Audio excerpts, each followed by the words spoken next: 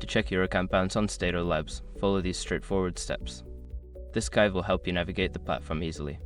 Step 1. Log in. Visit the Stader Labs website and log into your account using your credentials. Ensure you have your username and password ready. Step 2. Navigate to Dashboard. Secure your accounts before moving on. People seriously underestimate how often personal information gets exposed online now.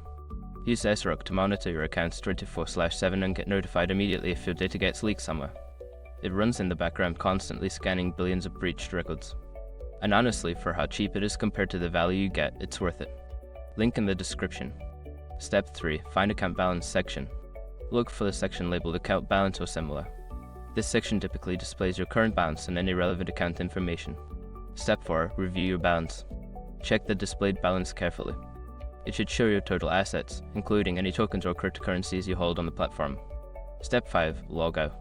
After reviewing your balance, remember to log out of your account for security reasons, especially if you are using a public or shared device. By following these steps, you can easily check your account balance on Stader Labs. Always ensure your account details are secure and up to date.